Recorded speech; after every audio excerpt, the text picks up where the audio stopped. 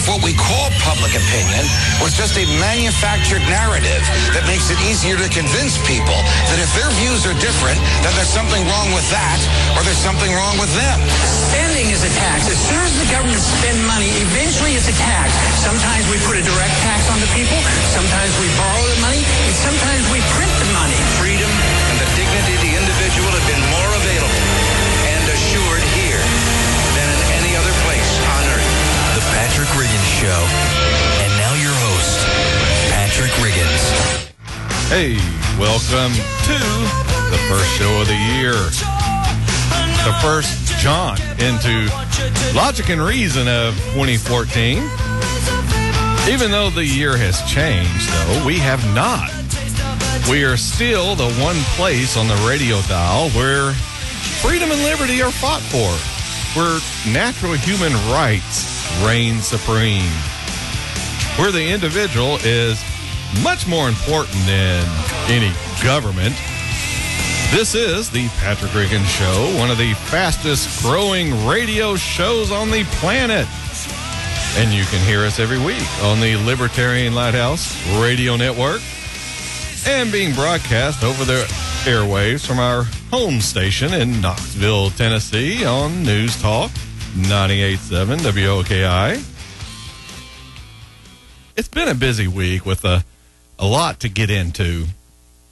Yes, if you didn't guess from the lead-in song this week, we're going to talk about the marijuana legalization in Colorado. But probably not from the angle most people are. Sure, I think it's a good thing this happened, not because I think people should smoke pot. I don't think people should smoke anything. I mean, we're all taught from childhood to avoid breathing in smoke or fumes, that it isn't good for you, but if you want to smoke, you should have the freedom to do so. And don't give me this secondhand smoke garbage. If you don't want to be around secondhand smoke, then don't frequent places where smokers hang out. Look, I don't like to smell people's body odor, so I don't hang out with people who don't shower. It's that simple. The point I want to get to is this. Colorado and other states, they've decided they're going to do what they want regardless of what the federal government says. And this is a good thing. This type of action is what I've been saying we need to do at the state level. I know trying to make the federal government reform is, well, it's almost a lost cause. But we shouldn't give up on it. At the same time, we also shouldn't put all of our eggs into that one basket. Federal government reform is we should look at it as a hobby we should continue doing, but our job should be state reform. This is how this country is supposed to work.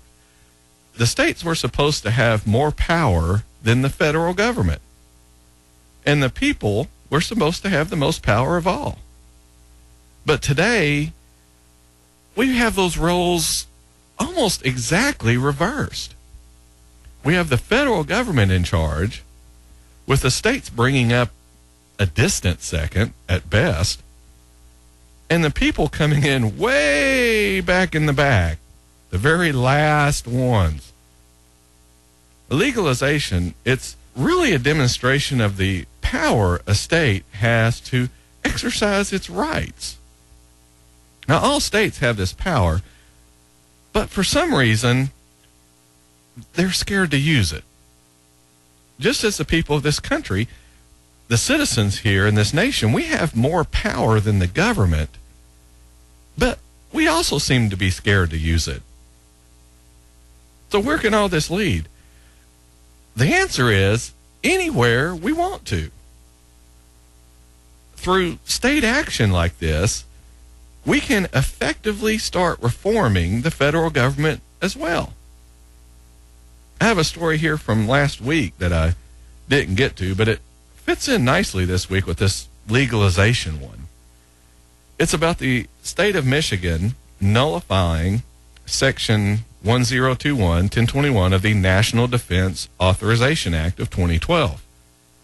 That section 1021, that's the section that allows for the indefinite detention of American citizens without being charged.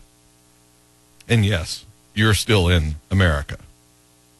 I know it's hard to believe after just hearing that last sentence, but yes, that's what we do in America. We have this National Defense Authorization Act that has a section in it that allows for the indefinite detention of an American citizen, which it shouldn't be anybody. You shouldn't be able to detain anybody without charging them.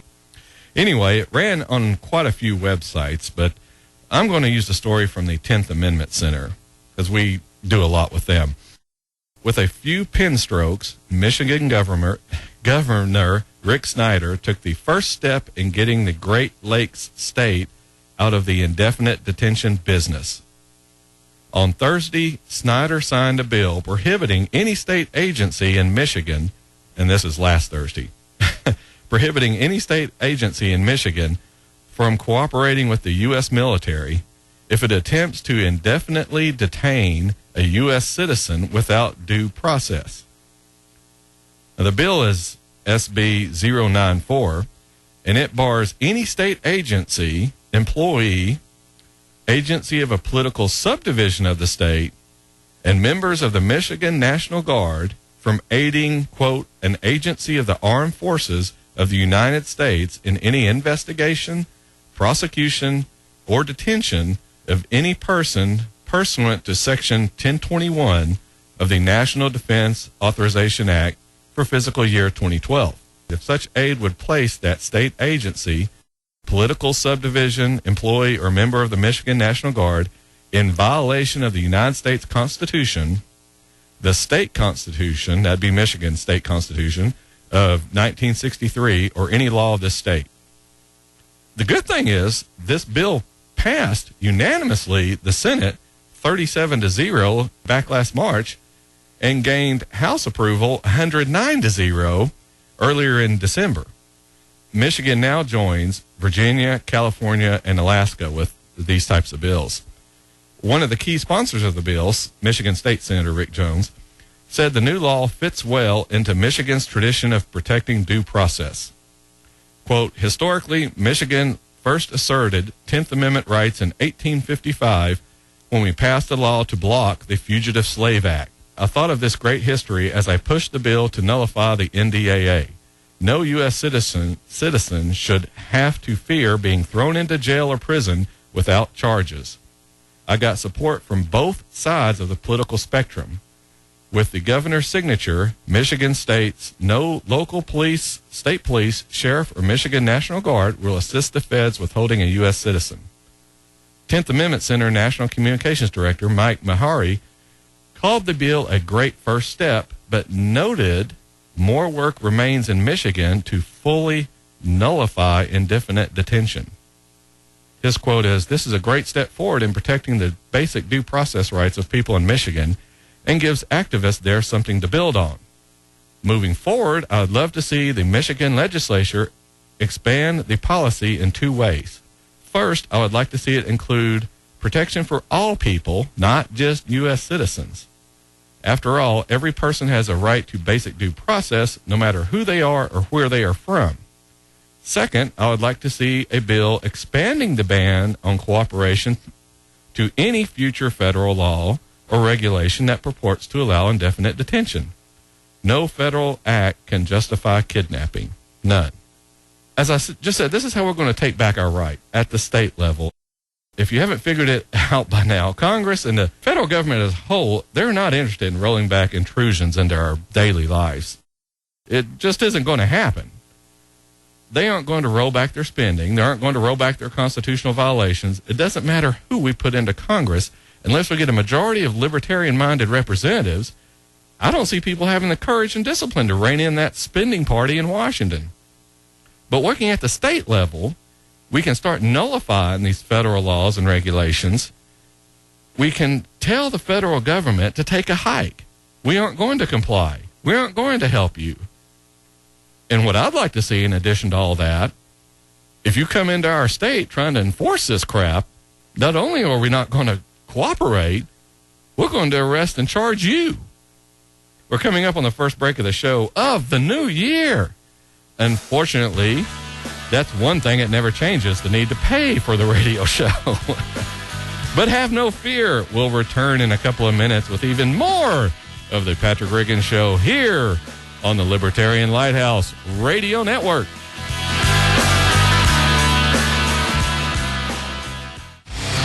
Hey, welcome back to the Patrick Riggin Show here on the Libertarian Lighthouse Radio Network and News Talk 98.7 WOKI. What are your New Year's resolutions? I don't really make any, but for the last few months of 2013, I've been losing weight. So I guess if I had to make a resolution, it'd be to continue with that. I guess that really isn't so much a resolution to start something or do something different so much as it's a New Year's continuing resolution, I guess. What I've been doing last year. This new year, and it's an election year, one of your New Year's resolutions should be to take a more active role in government. Or if you're already doing that, make a New Year's continuing resolution. Our government does that stuff, continuing what you've been doing last year. If that's the case, I would suggest this year you make it a goal to get one of your friends or acquaintances, or even one of your family, get them active and involved. I know a lot of people don't want to bother, but as I've said before, the people who are bothering with it are the ones running our country. If we don't start bothering with it, they're going to run this country into the ground, and it'll be too late to do anything about it. One of our big problems is that government, well, we're just punishing people who earn money and rewarding the people who don't. And a whole lot of people in this country don't see anything wrong with that. At least not enough to do something about it. They haven't thought about the principle of the argument, or even their own principles, the ones they hold. In order to avoid ending up like them, these unthinking robots, you have to always be open to evaluating your positions. This is what you need to ask yourself when you're thinking about the principles that guide your life.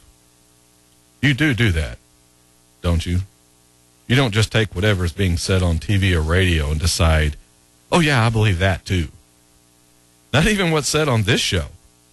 Now, you safely can, because I advocate positions and principles based on logic and reason, so you can trust them, but you shouldn't.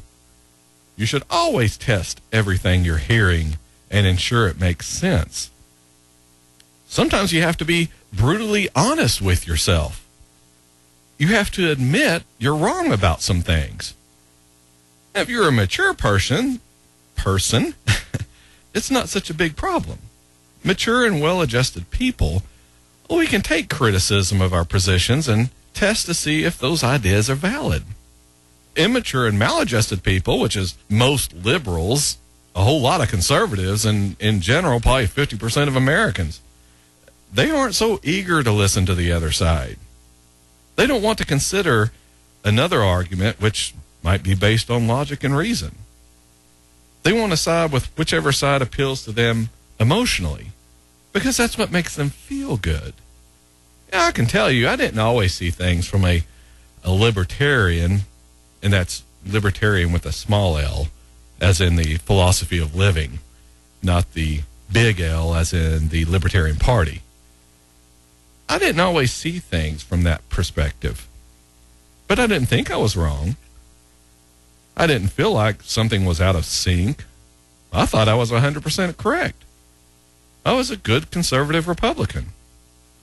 I thought the libertarians were a bunch of wacky pot-smoking hippies who wanted to live together in a commune somewhere.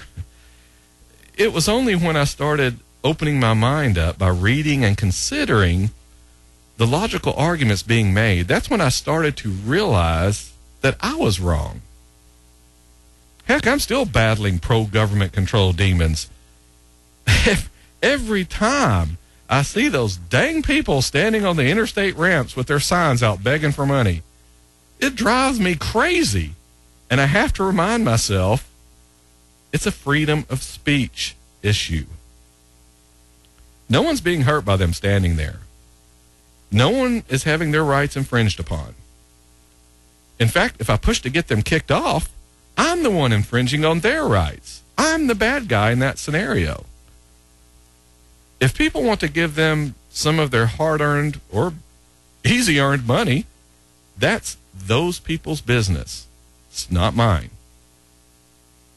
If I know for certain that the person begging for money doesn't really need it and only wants to buy beer or liquor, it still doesn't concern me.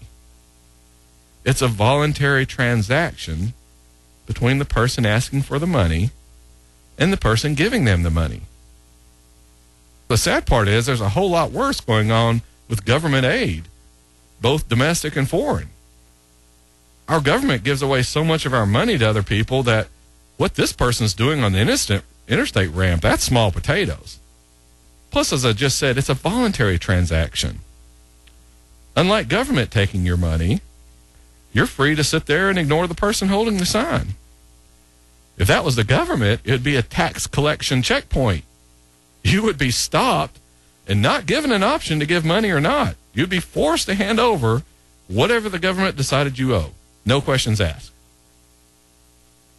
Yes, I know it still drives people crazy. It drives me crazy.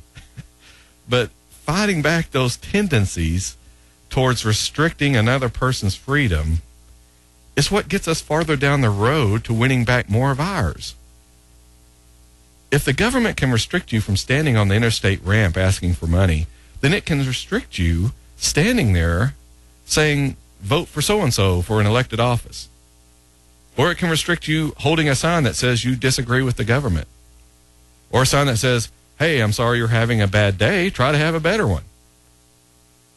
So yes, even I, Patrick Riggins, I battle these anti-freedom demons in my head every day. But I don't let them win. I put these emotion-filled, nonsensical arguments down with infallible logic and reason, with an eye towards more freedom and liberty, not less. And that's what you have to do as well. You have to always be on the watch to catch yourself starting to fall back towards restricting another person's or even your freedom and liberty. You should always come down on that side. More freedom instead of less. More liberty instead of less. I know we're a little bit of a lone wolf crying in the wilderness at the moment, but I truly think the country is starting to come around to our way of thinking. It's not going to happen all at once. Our nation is a big ship, and it won't spin around on a dime. But we're starting to bring the bow around to a better course. Now, I have a story right here. Yeah, it illustrates this very thought. Do I have time for this? Yeah, we'll try to run into it real quick. It's about the Virginia Tea Party over in, of all places, Virginia. This story ran last week in the Virginia Pilot newspaper, and it was also online. And it's talking about the state license plate bearing the Tea Party's Don't Tread on Me logo. Demand for the specialty plate canonizing the limited government's group rallying cry has made this tag one of the most coveted in the state, despite only being available for just 20 months. As of November 30th, nearly 21,800 Virginia-registered automobiles sported the plates. It's the Tea Party Don't Tread on Me logo plate, which, well, they go on to say, which resemble the rattlesnake emblazoned historic Gadsden flag, ranking it 9th in overall popularity among the more than 200 state-sanctioned specialty plates. And the numbers look even better when compared with other newer license plate styles.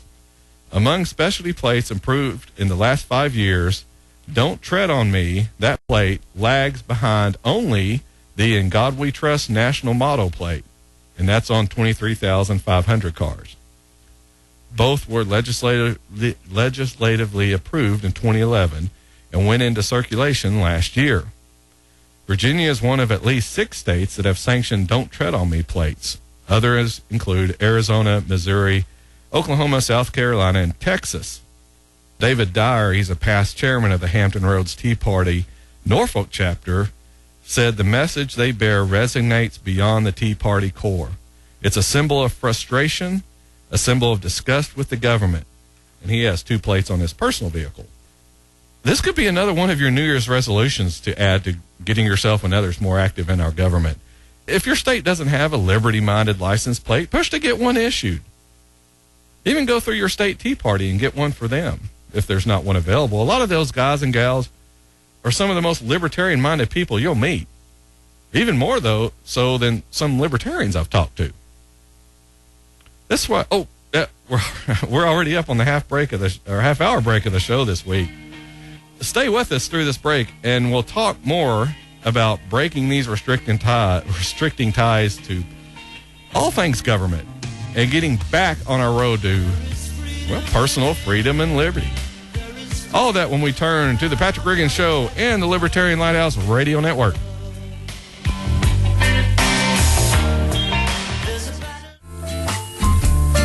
Welcome back to the cool, relaxing Patrick Riggins Show. Am I putting you to sleep in there, Jay? And all of these moments just might find their way into my dreams tonight.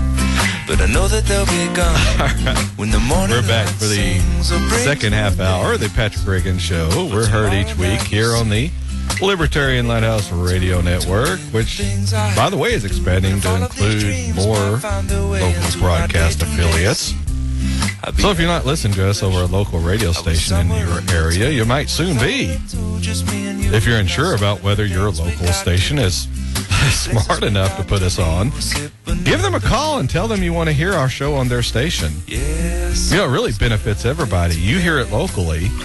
They make tons of money selling advertising during this powerful time slot.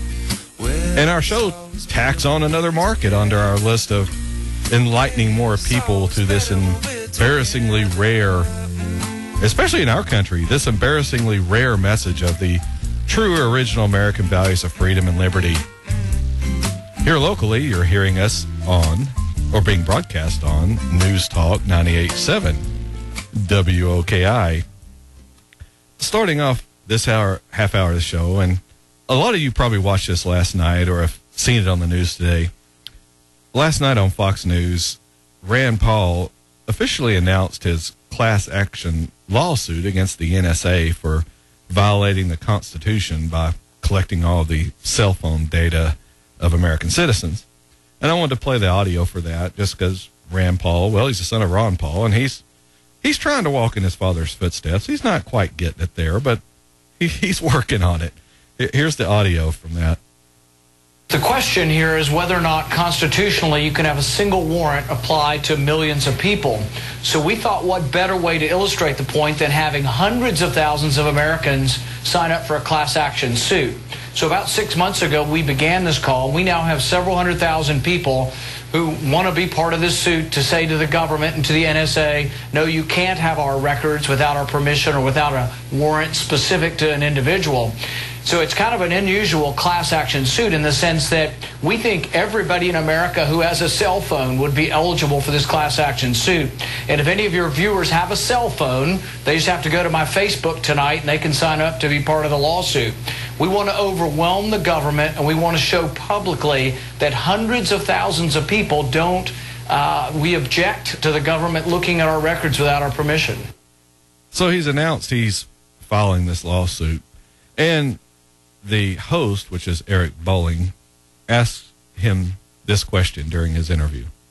This sounds like a crazy question, but I'm very serious about this, Senator. Are you worried that you're being monitored by the NSA and other agencies?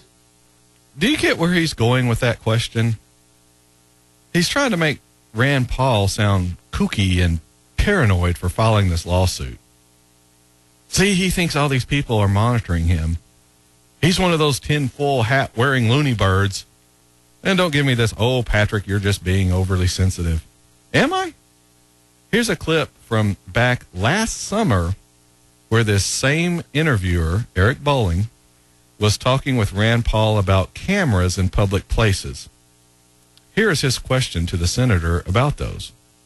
Senator, we were in Times Square and we talked to a bunch of people, and with to the T, to the very last person, everyone said, I want more cameras. I want it, especially in areas that are prone to attacks. They want more. Why shouldn't we have more? And this is a guy who is supposedly supposed to be a staunch conservative who fights against government intrusion. Yet here he doesn't play any interviews with these people who are asked about having cameras everywhere. We're just supposed to accept his reporting that every single person, to the T as he put it, everyone approved of more government cameras in public places. Now, if that doesn't convince you this guy's just another pro-government spying conservative, then listen to this next question from him, and this is during that same interview. Senator, I'm in the camp that says more cameras. If I'm not doing something wrong, then go ahead, film me. No problem. Where is it unconstitutional, or is it unconstitutional to have more cameras? He thinks it's a good thing for the government to be watching your every move. Go ahead and film him. He's not doing anything wrong. Now here he is trying to make Rand Paul look a little kooky and paranoid because he thinks everyone in the government's watching him. He's not coming right out and saying it. But if you're not listening intently and thinking about what's being said, then you don't really catch it with your frontal lobe, your conscious mind, but the little bit of nagging question is put into the back of your mind. That maybe, just maybe, this Rand Paul guy is just a little nutty. You know, his dad was that weirdo who ran for president with that crazy foreign policy. I know his dad's crazy because Rush Limbaugh said so. I've played that clip many times on this show to demonstrate what a lot of conservatives really think of libertarian ideas. I don't have it up. Well, just wait a minute. I can probably pull it up out of the other folder on this computer. Yeah, here it is. This is what Rush Limbaugh said about Ron Paul. This Ron Paul is going to destroy this party if they keep, if this is nuts on parade. The media loves this guy as nuts on parade. They want the whole Republican Party to be identified with the kookiness of Ron Paul. Hey, let Iran get nukes. It's our fault anyway. 1979 happened because they weren't minding their own business. That audience goes nuts. Oh, my gosh. What am I watching here? Oh, look who's on Fox. Oh, there he is outside the ice cream stand. Good old Ron Paul. Yeah, that's what we need. More of that. You can mark my words. You can write it down. January 4th, 2014. More and more of Ron Paul's ideas are going to catch on. And these conservatives will start embracing them as their own. Oh, yeah, pulling our military out of all these countries, scaling back our involvement, that's been our idea all along. Legalization, oh, sure. That was the conservatives who led the way on that. I was behind that the whole way. I've seen it happen before. When the tide of this country starts turning towards more libertarian ideas, a lot of these publicity-seeking conservatives, and even some liberals, they'll all act like they've been at this party the whole time. Party with a small p, not the Libertarian Party. They'll never be there. And I'm not talking sour grapes. Hey, if you're coming around to our way of thinking, fantastic. If you're promoting our ideas, that's great. But I'll never trust them to weather a storm because I've seen them change positions at the drop of a hat before. A few weeks ago, I played clips on this show about how a lot of these conservatives are all walking back their rhetoric about the NSA spying. They're starting to excuse it, say it's necessary to protect our country. That's why, if I come off a little sensitive to Rand Paul being interviewed on Fox News last night, you can understand why. You have to watch these pro-government people like a hawk. They'll try to knock stuff like this lawsuit down by undermining the people that are behind it, namely Rand Paul. Hey, we're up already. It's time for the last break of the show this week. Hey, this is going by quick. This last segment is usually a little short since it comes at the end of the show. All these little seconds I run over each segment, they all get subtracted from that last segment. So in that way, I guess the last segment gets a short shaft a little bit. but I'll make up for it by working quickly to cram a lot into these last few precious minutes. when we return here on the Patrick Regan Show and the Libertarian Lighthouse Radio Network.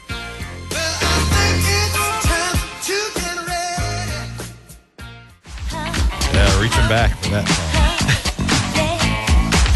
Hey, we're ringing in the new year with the bells of freedom and liberty. Happy New Year to everybody. Welcome back to the Patrick Regan Show here on the Libertarian Lighthouse Radio Network and News Talk 98.7 WOKI. I just realized during that last segment, I didn't tell you where you can sign up to support this lawsuit by Rand Paul against the NSA. He mentioned it real quickly, but if you're on Facebook, you can go to his personal Facebook account, his personal page. It's at facebook.com/Rand Paul. That's facebook.com/Rand Paul. His name is spelled RANDPAUL.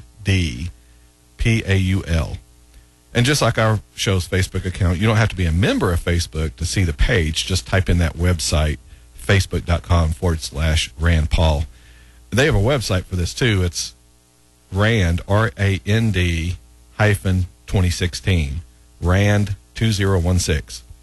Kind of tells you a little bit about what he's planning for 2016, doesn't it? But that's where you can go to sign up for more information on what he's doing there.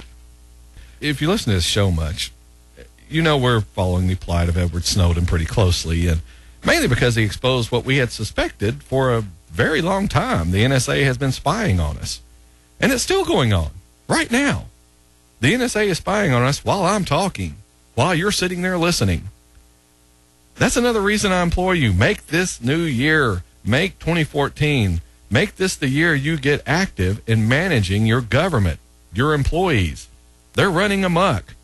No one is minding the store. Well, actually, I guess that's not totally accurate. It's more like the foxes are guarding the hen house. And I don't mean foxes like pretty girls in bikinis. Before I get distracted down that road, which is a nice road, but for a radio show, not really a good topic. I mean, really, who wants to talk about girls in bikinis if you can't see them? So let's get on to this segment before we run out of show, shall we? The story ran on BuzzFeed this week about some members of Congress starting to come around after the New York Times ran an editorial that addressed Edward Snowden and how what he did wasn't bad, how we might should give him a break. Briefly from the story on BuzzFeed is a few members of Congress are now saying that they believe the government should attempt to work out a deal to return Edward Snowden to the United States. The National Security Agency's loudest critics have remained largely quiet on what should happen to Snowden, the former contractor who leaked documents. But after the New York Times editorial board called for clemency for Snowden, several members of Congress have said that the United States should at least be flexible when dealing with him. Yeah, leave it to those Congress people to get out in front. They wait until the New York Times editorial board says something, and then they're all over it. I've come to the conclusion that he's more of a whistleblower than a villain. That was Massachusetts Democrat Jim McGovern told BuzzFeed. I've kind of wrestled with his actions for quite some time because part of me would like to think that in this country there is a process in place where people can do the right thing and not get punished for it. The more I learn about his particular case, I'm not sure there was a process in place where he could have presented what he found out and actually changed things. I'd rather have him in the U.S. than have him in Russia, and maybe there is an opportunity to work out some sort of deal, he added. I think the outrage people in the administration have expressed towards Edward Snowden ought to be more focused on how the NSA broke privacy laws. Exactly. Hello? Listen to this show much, Mr. McGovern? You'd have a lot better ideas about working in Congress if you did. McGovern tweeted on Thursday that the Times editorial was, quote, thoughtful, and that he, quote, agreed with much of it. Florida Representative Alan Grayson went further, tweeting simply, give him clemency, along with a link to a story about Snowden. Democratic Representative Peter Welch of Vermont said the U.S. should be more flexible with Snowden and was sharply critical of the NSA's actions. Snowden may have violated a law, but the NSA violated the Constitution, and when you acknowledge that, then just throwing the book at Snowden and turning a blind eye to the NSA is not a good outcome. So I do believe that we should show some flexibility here that takes into account what he did and how he did it, and takes into account what the NSA did and how they did it. McGovern, that's Democrat McGovern, or Democrat Jim McGovern, which I mentioned earlier, said that he believed if the administration did not do something to reform some of NSA's programs, it would be incumbent upon Congress to do so. I'm not saying Edward Snowden's a hero, but more and more I learn about the overreach by the NSA and how privacy was trampled. I think it's outrageous. You know, I'll say it.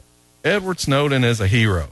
He has exposed what was happening after hitting brick wall after brick wall trying to alert people within the NSA. This man threw away everything he had, his job, his country, his girlfriend, his freedom, everything. He did what 99.9% of this people of this country wouldn't do. How do I know that? Because spying is going on right now and no one else has been stepping up to stop it. Everyone else in that agency is just showing up and taking their paycheck and violating our constitutional rights. We are up on the end of the show, frustratingly so. If you want more information about us, go to our Facebook page, facebook.com/Patrick Riggin Show, facebook.com/Patrick Riggin Show. Also, our YouTube channel, youtube.com/Patrick Riggin Show. And you can also email us, patrickrigginshow@gmail.com. Or you can send us a card or letter to WOKI. Remember, liberty begins with you in your mind. Join me next Saturday afternoon at 4. We'll be fighting for freedom, liberty, and the restoration of the Constitution. Thanks for listening and have a great week. Like a man just released from indenture. Join us again next week for a solid dose of truth on the Patrick Riggin Show. Be there.